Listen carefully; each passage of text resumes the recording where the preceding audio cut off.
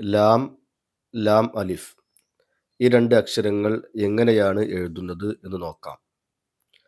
ലാം എഴുതുമ്പോൾ മുകളിൽ നിന്ന് താഴേക്ക് എഴുതണം.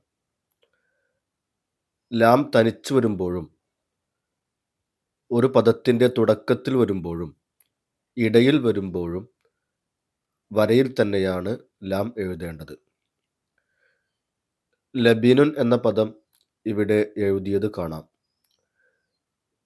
ലാമും ബാവും ലൈനിലും നൂൻ ലൈനിന് താഴെയും എഴുതിയതായി കാണാൻ കഴിയും. ഇനി ലാം എന്ന അക്ഷരം ഇടയിൽ വന്ന ഒരു പദം നോക്കാം.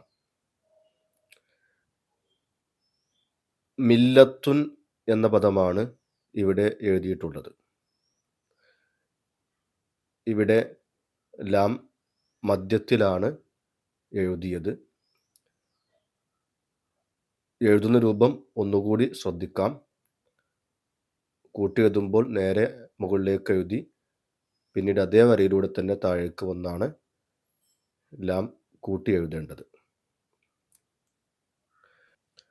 എന്നാൽ ലാം അവസാനം വരുമ്പോൾ ലൈനിൽ നിന്ന് താഴേക്ക് ഇറക്കി എഴുതേണ്ടതാണ്. ജബലുൻ എന്ന ഈ ഒരു ഉദാഹരണം ശ്രദ്ധിക്കുക. ഇനി ലാമിനോട് കൂടെ അലിഫ് ചേരുമ്പോഴുള്ള രണ്ട് രൂപങ്ങളാണ് ഇവിടെ പരിചയപ്പെടുത്തുന്നത്. ലാം അലിഫ് എന്നാണ് ഈ രൂപങ്ങൾക്ക് പറയുന്നത്. ആദ്യം ലാം എഴുതി അലിഫ് ഒന്ന് ചെരിച്ചെഴുതുക. മുകളിൽ ഫത്തഹിട്ടാൽ ലാ എന്ന് കൂട്ടി വായിക്കാം.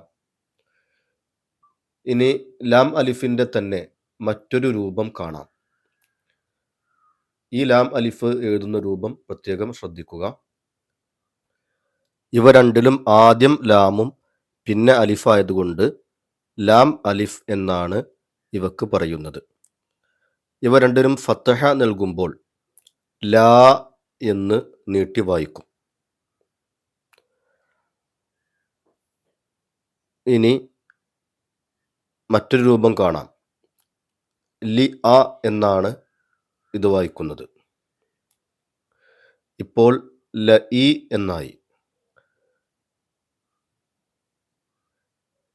ഇനി രണ്ടാമത്തെ ലാം അലിഫ് അതിൻ്റെ ഇടയിൽ ഹംസ കൊടുത്താൽ ആ എന്ന് നീട്ടി വായിക്കണം. ഹംസയെ നീട്ടാൻ ഉള്ള ഒരു അലിഫായിട്ടാണ് ലാമിൻ്റെ തല ഇവിടെ ഉപയോഗിക്കുന്നത്. അൽ ആ എന്നാണ് ഇപ്പോൾ വായിക്കുന്നത്. ഇത് ഈ ലാം അലിഫിൻ്റെ മാത്രമുള്ള പ്രത്യേകതയാകുന്നു. ഈ ലാം അലിഫിനെ അറബി അക്ഷരങ്ങളിൽ ഒരു അക്ഷരമായിട്ട് എണ്ണാറുണ്ട്. അങ്ങനെയാണ് 29 അക്ഷരങ്ങൾ അറബിയിൽ ഉണ്ടാകുന്നത്.